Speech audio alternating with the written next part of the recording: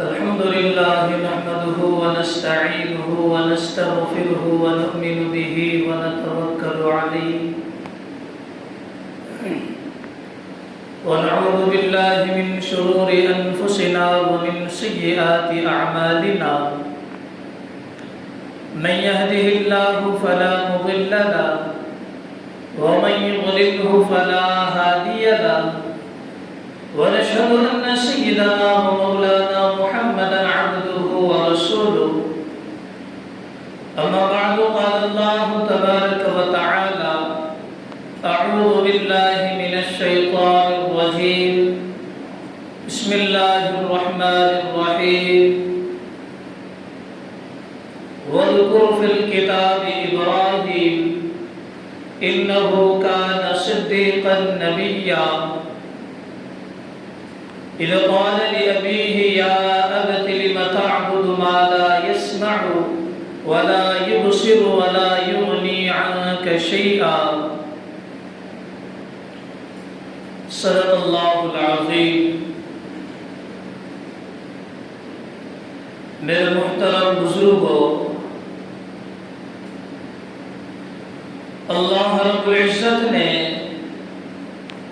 کلام مجید کے اندر انبیاء علیہم الصلاۃ والتسلیم کا تذکرہ فرمایا ہے۔ کہیں پر حضرت عیسیٰ علیہ نبینا وعلیہ الصلاۃ والسلام کا تذکرہ ہے، تو کہیں پر حضرت موسیٰ علیہ السلام کا تذکرہ ہے۔ اسی طریقے سے دیگر انبیاء اور دیگر قوموں کا تذکرہ اللہ رب العزت نے کلام مجید کے اندر ارشاد فرمایا ہے۔ اور یہ مہینہ ذی القعدہ کا مہینہ چل رہا ہے، اور آئندہ جو مہینہ آئے گا وہ ذی الحج کہلائے گا۔ اسی کی نسبت سے حضرت ابراہیم علیہ نبینا وعلیہ السلام کی زندگی کے بارے میں جاننا بھی ضروری ہے کہ حضرت ابراہیم علیہ نبینا وعلیہ السلام کو اللہ رب العزت نے کتنی مرتبہ آزمایا ہے کہ آزمائش کے طفیل اللہ رب العزت نے محمد عربی صلی اللہ علیہ وسلم کو ان کی نسل کے اندر پیدا فرمایا۔ اللہ کے رسول صلی اللہ علیہ وسلم نے ارشاد فرمایا، میں حضرت ابراہیم علیہ نبینا وعلیہ السلام کی دعا کا ذریعہ ہوں، اور حضرت عیسیٰ علیہ السلام کی بشارت ہوں، اور اللہ رب العزت کا پیغمبر اور رسول ہوں۔ اللہ رب العزت نے حضرت ابراہیم علیہ السلام کو آزمایا۔ جب وہ آزمائش کے اوپر کھرے اترے تو انعام کے طور پر اللہ رب العزت نے محمد عربی صلی اللہ علیہ وسلم کو ان کی نسل کے اندر پیدا فرمایا۔ حضرت ابراہیم علیہ السلام کے دو بیٹے ہیں، حضرت اسماعیل اور غالباً حضرت اسحاق علیہ السلام ہے۔ حضرت اسحاق سے بہت سارے انبیاء تشریف لائے ان کی نسل سے، لیکن حضرت اسماعیل علیہ السلام سے صرف اور صرف اللہ کے رسول صلی اللہ علیہ وسلم تشریف لائے۔ حضرت ابراہیم علیہ السلام کی پیدائش ایسے ماحول کے اندر ہوئی، ایسے حالات چل رہے تھے کہ دین اسلام کا نام و نشان مٹ چکا تھا، کہ دین اسلام کیا چیز ہے یہ انسان نہیں جانتے تھے، کافی دور جا چکے تھے کہ مورتیوں کی پوجا کرتے تھے، اپنے ہاتھوں سے تراشتے تھے، چھینیوں ہتھوڑے سے اپنے ہاتھوں سے مورتیوں کو بنانا، پھر اس کو بیچنا، پھر اسی کے سامنے اپنی مرادوں کو رکھنا اور ساری پریشانیوں کے بارے میں اپنے دیوی دیوتاؤں کو وہ لوگ بتایا کرتے تھے۔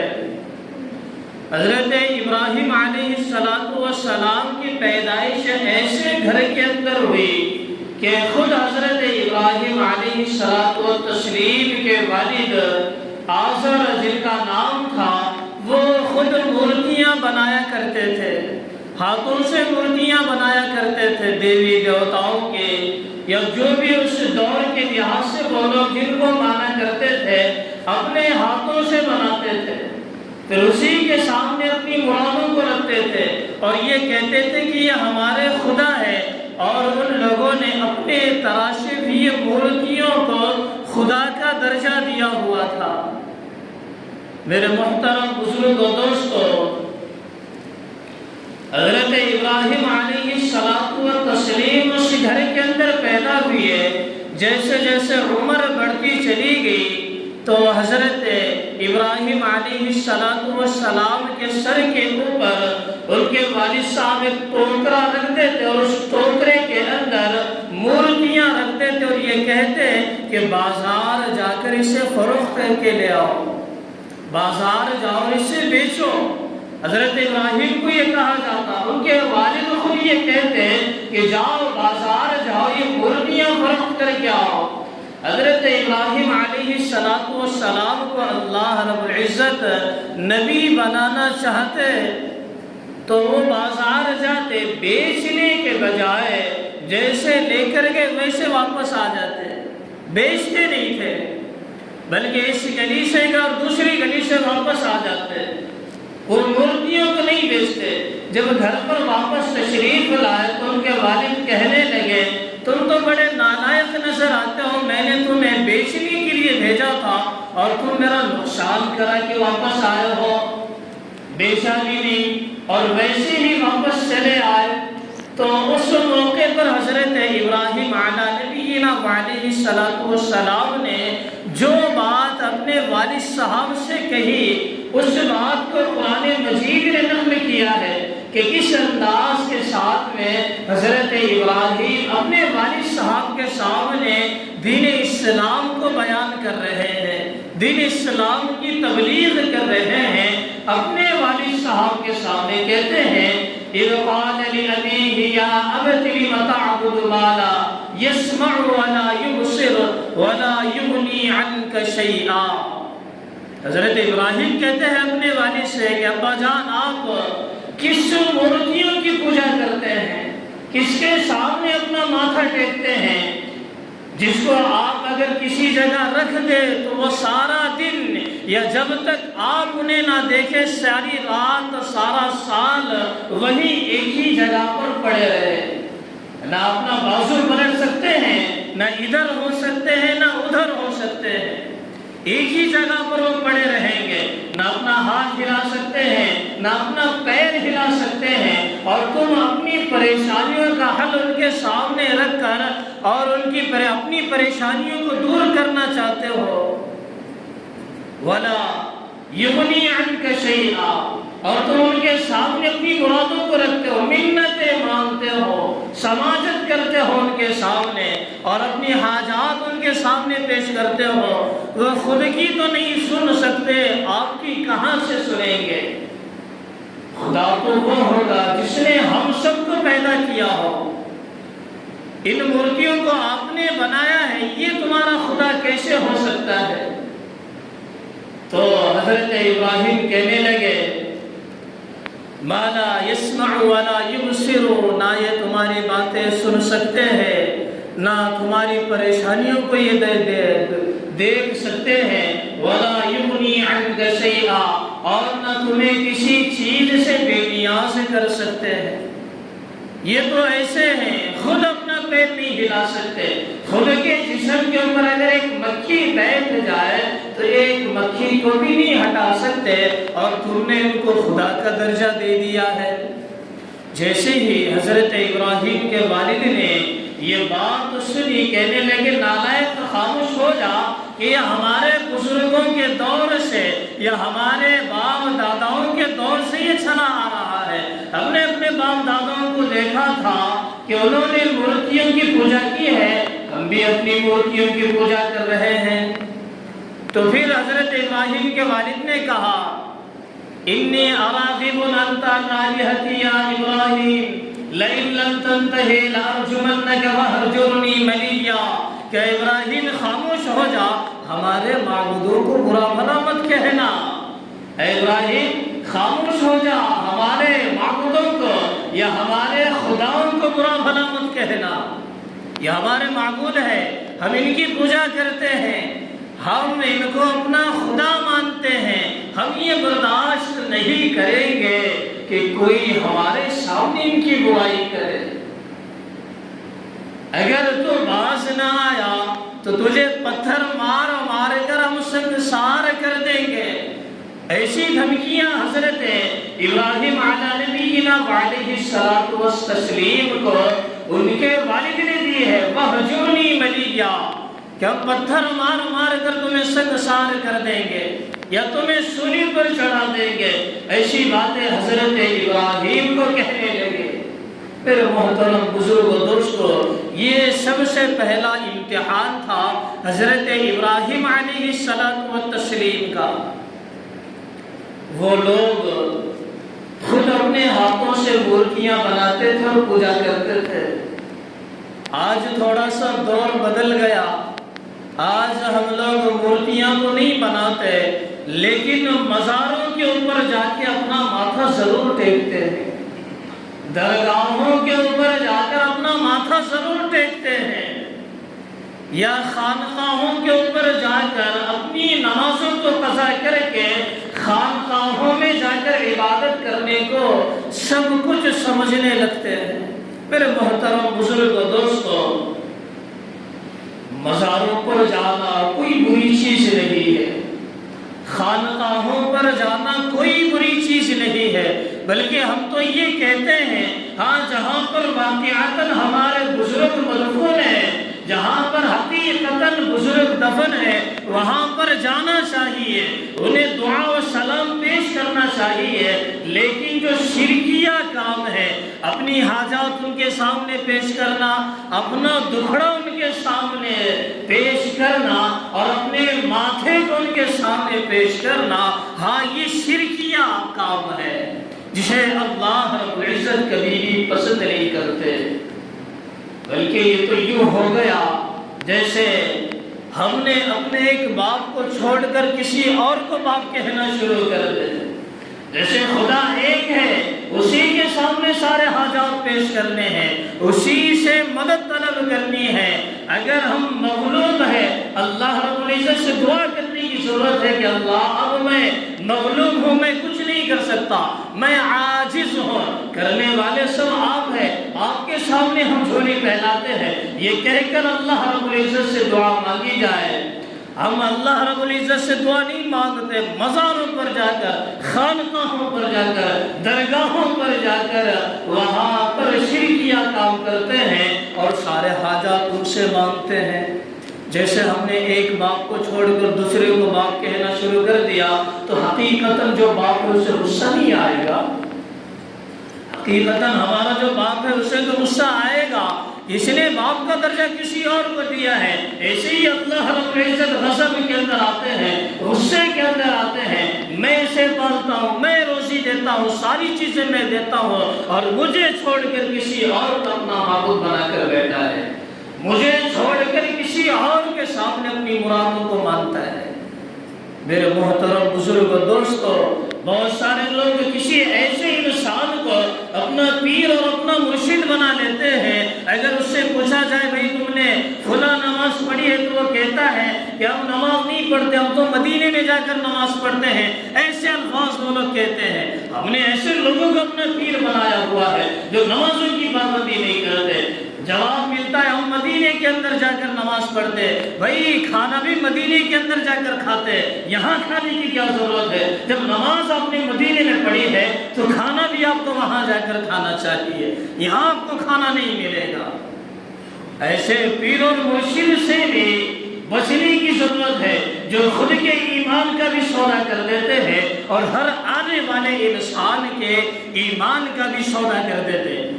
ایسے جاہل لوگ اب اپنے کو پیر و سمجھتے ہیں کہ اب لوگ میرے پاس آئیں گے اور مجھ سے بیعت کریں گے، جسے کلمہ لا الہ الا اللہ محمد رسول اللہ نہیں آتا، جسے نماز پڑھنے کا طریقہ نہیں آتا، جسے طہارت کرنے کا بھی طریقہ نہیں آتا، وہ اپنے آپ کو ایسا بڑا سمجھنے لگتا ہے کہ اب لوگ آئیں گے مجھ سے بیعت کریں گے اور مجھ سے اپنی باتیں پیش کریں گے، اپنی دل کی باتیں مجھ سے کہیں گے۔ ایسے لوگ دنیا کے اندر موجود ہیں اور ہم لوگ ان کو اپنا بڑا مانتے ہیں، ان کے سامنے کے بڑے پہنچے والے پیر نظر آتے ہیں۔ اے کیا جلالی پیر کہتے ہیں ان کو، جلالی پیر، جن کو خود لا الہ الا اللہ محمد رسول اللہ نہیں آتا، وہ کیسے پیر بن سکتے ہیں؟ یاد رکھو، بغیر کلمے کے کوئی پیر نہیں بن سکتا، بغیر نماز کے کوئی ولی نہیں بن سکتا۔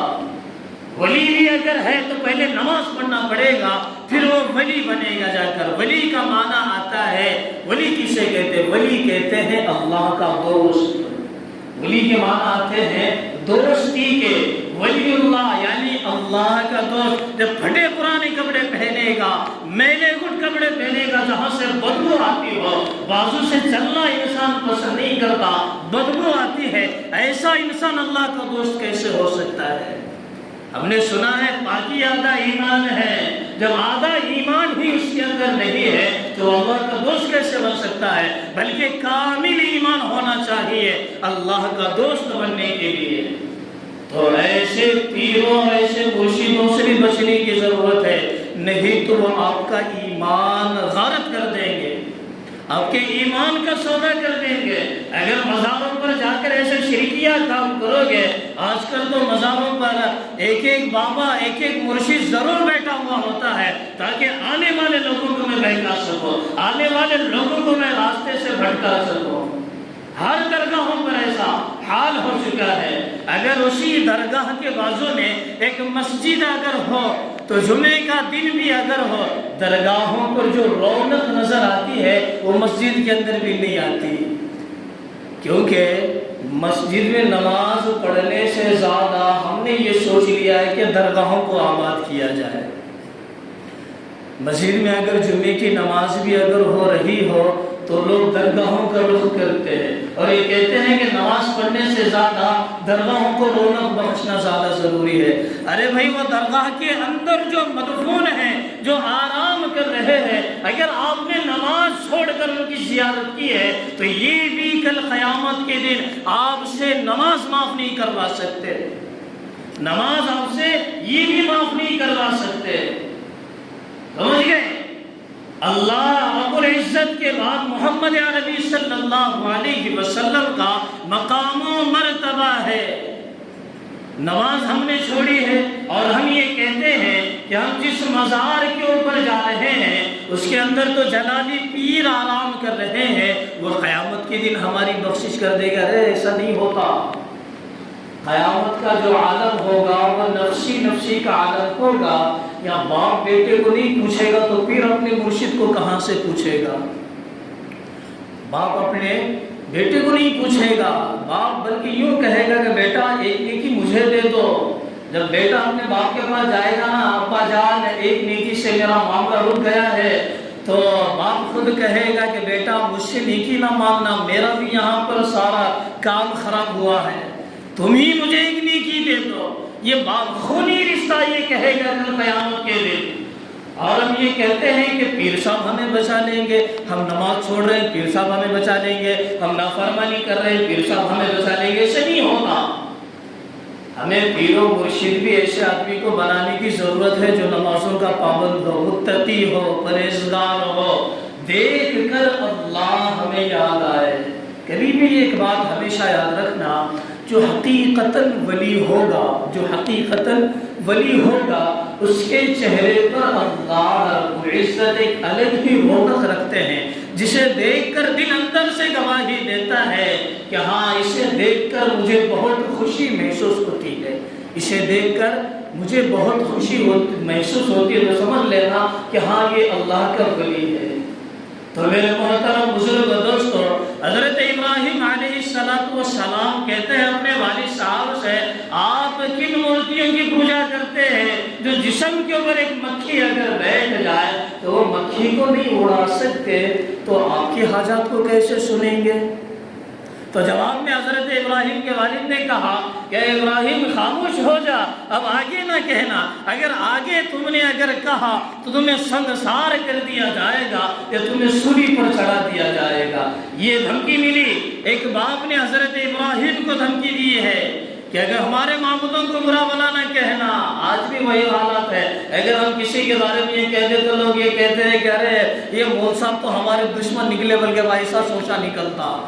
حقیقتاً یہ بات ہم اپنے دل کے اوپر غور کر لے، یہ بھی اللہ کے برابر کوئی کھڑا ہو سکتا ہے؟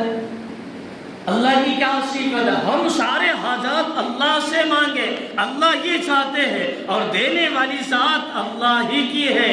یہ قبروں کے اندر یا مزاروں کے اندر جو لوگ مدفون ہیں وہ ہماری پریشانیاں نہیں سن سکتے، ہماری پریشانیاں نہیں دور کر سکتے، سمجھ گئے؟ وہ ہماری پریشانیاں نہیں دور کر سکتے، صرف اللہ ہی کی وہ ذات ہے جو منٹوں میں سیکنڈوں میں کن فیکن کا بھی محتاج نہیں ہے۔ اللہ رب العزت ہماری پریشانیوں کو دور کرنے کے لیے۔ تو میرے محترم بزرگ دوستو، تو حضرت ابراہیم کی جیسے جیسے عمر بڑھتی چلی گئی، اور ایک موقع وہ بھی آیا کہ گاؤں کے اندر ہر سال ایک میلہ لگا کرتا تھا حضرت ابراہیم کے دور میں، کہ سارے گاؤں کے لوگ اپنے گاؤں سے باہر نکل کر ایک میلہ لگایا کرتے تھے جسے عید کا دن بھی سمجھا جاتا تھا، اور سارے گاؤں کے لوگ اس میں شریک ہوتے تھے۔ تو سارے گاؤں کے لوگ جب جانے لگے، حضرت ابراہیم سے کہا کہ اے ابراہیم چلو ہمارے ساتھ تم بھی عید مناؤ۔ تو ابراہیم علیہ السلام کہنے لگے کہ مجھے آپ کی مورتیوں کے اندر، آپ کے دیوی دیوتاؤں کے اندر کوئی انٹرسٹ نہیں ہے، میں نہیں آؤں گا۔ حضرت ابراہیم وہی گاؤں کے اندر رہے، اور سارے لوگ گاؤں چھوڑ کر گاؤں کے باہر چلے گئے، عید منانے لگے۔ اب حضرت ابراہیم نے کیا کیا، ایک کلہاڑی اٹھائی اور ایک بت کدا، جو ایک گھر بنا ہوا تھا جس کے اندر سارے بت رکھے ہوئے تھے، دیوی دیوتاؤں کے مورتیوں کے مورتیاں بنی ہوئی تھی، کلہاڑی لے کر گئے، کسی کا کان توڑ دیا، کسی کا پیر توڑ دیا، کسی کی ناک توڑ دی، کسی کے جسم کے اعضاء توڑ دیے، اور آخر میں وہ کلہاڑی جو سب سے بڑا بت ہوتا ہے اس کے گلے کے اندر لٹکا دی۔ جب گاؤں والے واپس آئے، اپنے بتوں کو، اپنے معبودوں کو دیکھا تو بڑے غصے کے اندر آ کر یہ کہنے لگے کہ یہ کس نے کیا ہے؟ تو کہنے والے نے ایک نے کہا کہ گاؤں کے اندر ایک شخص ہے ابراہیم نامی، جو ہمارے معبودوں کو چھوڑ کر ایک اللہ کی طرف آنے کی دعوت دیتا ہے، مجھے یہ لگتا ہے کہ یہ کام اسی کا ہے، مجھے یہ لگتا ہے کہ یہ کام اسی کا ہے۔ تو حضرت ابراہیم کو بلایا گیا، تو حضرت ابراہیم سے پوچھا کہ اے ابراہیم کیا تم نے یہ کیا ہے؟ تو حضرت ابراہیم نے کہا آپ کو کوئی علامت نظر آتی ہے میرے اوپر کہ بھئی میں نے یہ کیا ہے؟ علامت کیا ہوگی؟ جیسے توڑنے کا ہتھیار وغیرہ، کلہاڑی جس سے توڑا گیا وہ میرے پاس نظر آتا ہے۔ تو کہنے لگے آپ کے پاس تو کوئی نظر نہیں آتا۔ حضرت ابراہیم نے کہا کہ جا کر دیکھو، آپ کے بتوں کا جو سردار ہے اسی کے پاس بڑا ہتھیار ہے، شاید اسی نے کیا ہوگا۔ تو وہ لوگ کہنے لگے ابراہیم کیا پاگل بات کرتے ہو، یہ ہمارے معبود کیسے بول سکتے، یہ بات نہیں کر سکتے، کچھ سن نہیں سکتے، کچھ کھا نہیں سکتے، کچھ پی نہیں سکتے، یہ ہم سے کیسے بات کریں گے کہ ان کے ساتھ ایسا کس نے کیا؟ تو موقع مل گیا حضرت ابراہیم کو، جب یہ کچھ نہیں کر سکتے تو عبادت کیوں کرتے ہو ان کی؟ جب یہ کچھ بھی نہیں کر سکتے، سن بھی نہیں سکتے، اپنے آپ اوپر جو گزری ہے، جو پریشانی خود کے اوپر آئی ہے وہ نہیں بتا سکتے، تو تم ان کی عبادت کیوں کرتے ہو بھائی؟ تو یہ معاملہ، اس مکالمے کو قرآن مجید نے بھی ذکر فرمایا ہے۔ پھر آگے جیسی جیسے عمر بڑھتی گئی، نکاح ہوا، حضرت سارہ سے ان کا نکاح ہوا، اور نکاح ہونے کے بعد جب ان کو گاؤں سے نکالا گیا، حضرت ابراہیم کو اس مکالمے کے بعد گاؤں سے نکالا گیا کہ ہم ابراہیم کو اس گاؤں کے اندر نہیں دیکھنا چاہتے ہیں۔ تو میرے محترم بزرگ و دوستو، آئندہ جو آنے والا مہینہ ہے وہ ذی الحج کا مہینہ ہے، جس کے اندر قربانی بھی ہوگی۔ ذی الحج حاجی لوگ حج کے لیے بھی جائیں گے، تو اس دونوں چیزوں کا نسبت، اس دونوں چیزوں کا تعلق حضرت ابراہیم اور حضرت اسماعیل سے ملتا ہے، تو ہمارے لیے ان کی سیرت جاننا ضروری ہے۔ پس منظر کیا معاملہ پیش آیا تھا، یہ حج کیوں فرض کیا گیا، قربانی کیوں ہمیں دی گئی، یہ جاننا ضروری ہے۔ تو انشاءاللہ اس جمعہ کو اتنا ہی، اور آگے کے جو حضرت ابراہیم کے جو امتحانات ہیں، 4 امتحانات سے حضرت ابراہیم گزرے ہیں۔ پہلے تو بت پرست کے گھر کے اندر پیدا ہوئے، دوسرا امتحان حضرت سارہ کے ساتھ ایک بادشاہ نے بدتمیزی کی تھی، اور تیسرا امتحان اولاد نہیں تھی، اولاد ہوئی اور اس کو ذبح کرنے کا حکم ہوا۔ ایسے امتحانات سے حضرت ابراہیم کو گزرنا پڑا، اور اخیر میں حضرت ابراہیم کو آگ کے اندر ڈالا گیا، وہ بھی امتحان کا حصہ ہے۔ تو ان امتحان سے پاس ہونے کے بعد نتیجہ اللہ کے رسول ان کی نسل کے اندر پیدا ہوئے، انعام کے طور پر اللہ کے رسول ان کی نسل کے اندر پیدا ہوئے۔ تو میرے محترم بزرگ دوستو، اللہ رب العزت سے دعا ہے کہ اللہ تعالی ہم سب کو کہی ہوئی باتوں پر عمل کرنے کی توفیق عطا فرمائے۔ جو حضرات سنت نہیں پڑھے